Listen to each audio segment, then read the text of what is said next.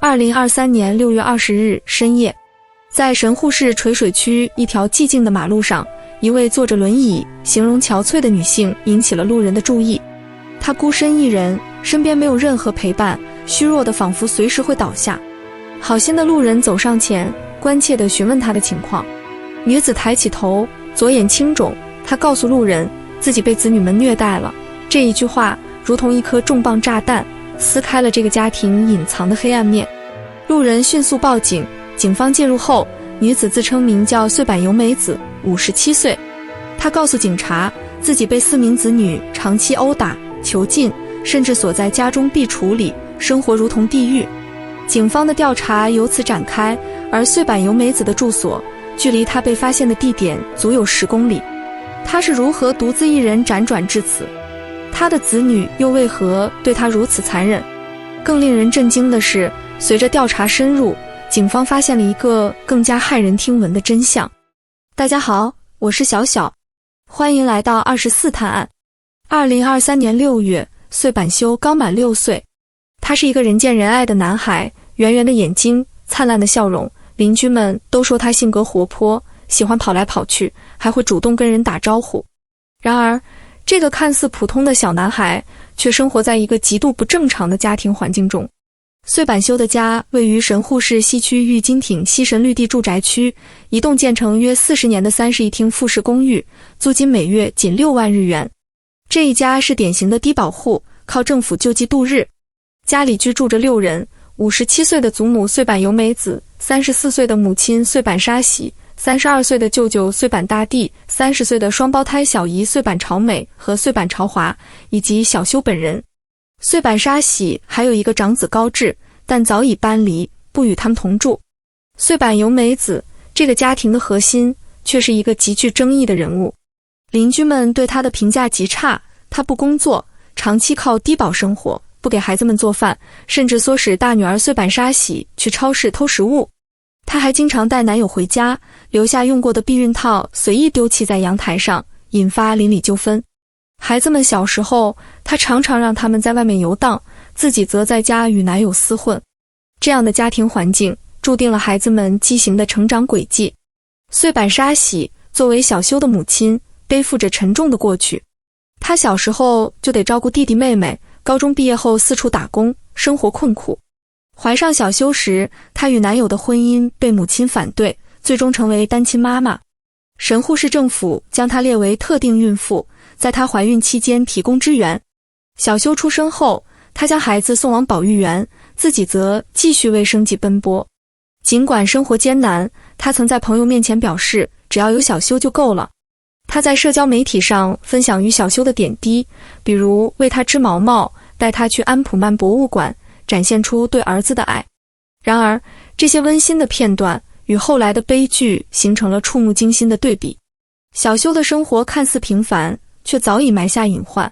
邻居们回忆，他常在公寓附近跑来跑去，但从2023年初开始，他的身影逐渐减少，哭喊声却时常从家中传出。尤其是2022年底，舅舅穗坂大地搬回家里后，这个家庭的氛围彻底变了。2022年底，穗坂大地离婚后搬回母亲家中，他的归来像一颗炸弹，彻底引爆了这个本就脆弱的家庭。穗坂大地32岁，长相俊朗，但性格暴戾。据他的小学同学回忆，他小时候就脾气火爆，曾因不满而对同学施暴，导致对方受伤严重，接受多次手术。成年后，他与妻子同居期间，多次被目击实施家暴，妻子曾在阳台上哭喊数小时，邻居甚至报警处理。大地搬回后，迅速用暴力夺取了家庭的控制权。他自称一家之王，要求所有人服从。母亲穗坂由美子，这个曾经虐待子女的暴君，如今成了被虐待的对象。大地不仅对母亲施暴，还对姐姐穗坂沙喜和双胞胎妹妹朝美、朝华拳脚相向。邻居们常听到家中传出男人的怒吼、钝器砸物的声音，以及小修在2楼阳台哭喊救救我的声音。更令人不安的是，大地对姐姐沙喜表现出病态的占有欲。他不仅以一家之主的身份控制姐姐，还对她抱有男女之情，甚至嫉妒她对儿子小修的母爱。这种扭曲的家庭关系成为了悲剧的导火索。2023年2月，小修的生活开始出现明显异常。他原本每天都去保育园，但开始频繁请假。3月，他只去了5天。4月20日，保育员老师发现他臀部和右肩有淤青，小修说有人打我。老师立即向西区政府报告。4月24日，政府工作人员家访，穗坂由美子和沙喜却声称不知情。尽管小修被列为要保护儿童，但政府未能在48小时内与他面谈，错过了关键干预时机。5月1日，沙喜主动联系儿童保护中心，表示小修难以养育，希望暂时将他送往保护机构。然而第2天他爽约了。大地代为表态，称家里能照顾好孩子。同日，政府工作人员终于见到小修，但未发现新的淤青，未能确认虐待事实。6月1日，工作人员再次家访，穗坂由美子以孩子怕生为由，拒绝让小修与工作人员直接对话，并坚称全家会一起抚养他。最终，儿童保护中心终止了保护程序。这些干预的失败为悲剧埋下了伏笔。小修的求救信号一次次被忽视，他的命运在家庭的黑暗中越陷越深。2023年6月19日，穗坂修的生命在痛苦中终结。6月22日，他的遗体在神户市西区一处偏僻的草丛中被发现，装在一个银色行李箱内。行李箱尺寸约60×45×25厘米，里面是小修蜷缩的身体。他穿着衬衫和裤子，脚上只有袜子，没有鞋子。尸体已开始腐烂，警方推测死亡时间为6月19日前后。法医鉴定显示，小修死于外伤性休克，背部有大面积淤青，胳膊和腿上也有多处殴打痕迹。从伤痕的新旧程度看，他生前遭受了长期虐待。案件的导火索始于6月20日深夜。57岁的穗坂由美子被路人发现独自坐在神户市垂水区的马路上，距离自宅约10公里。他坐在轮椅上，左眼青肿，背部有明显殴打痕迹。他向警方坦言，自己被4名子女长期虐待，经常被锁在1楼的带锁壁橱里，挨打挨骂是家常便饭。警方随即前往穗坂家调查，却发现家中空无一人。通过沿途监控，警方于6月22日下午在神户市三宫商业街发现了穗坂沙喜、大地、朝美和朝华4人。他们因涉嫌非法拘禁和伤害被逮捕。与此同时，警方注意到沙喜的6岁儿子小修失踪了。进一步搜查后，警方在穗坂家附近的草丛中发现了装有小修遗体的行李箱。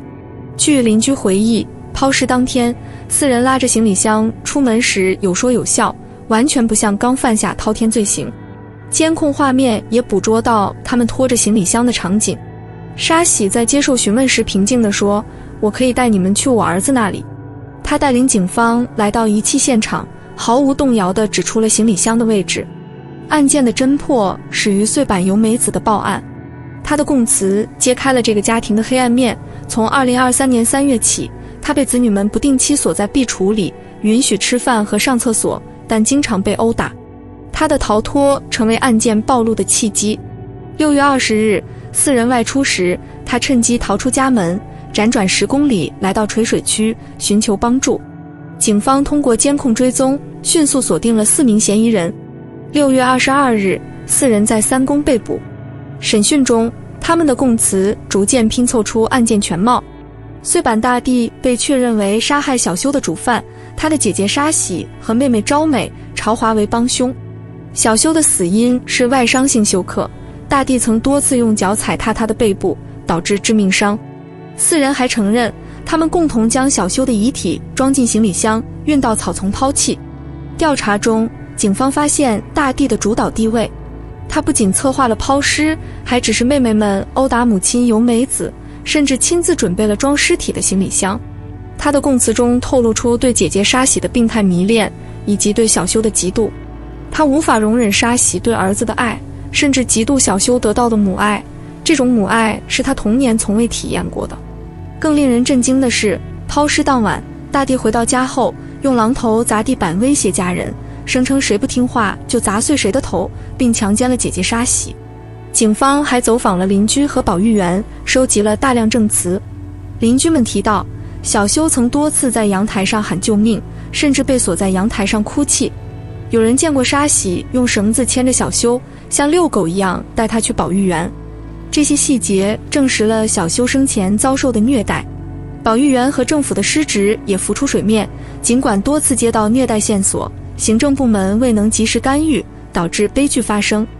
2024年4月9日，检方对穗坂大地、沙喜、朝美、朝华4人提起公诉，罪名为伤害致死和遗体遗弃。检方认为4人具备刑事责任能力，但因证据不足以证明杀意，未以谋杀罪起诉。对穗坂由美子的伤害和监禁指控，4人均未被起诉。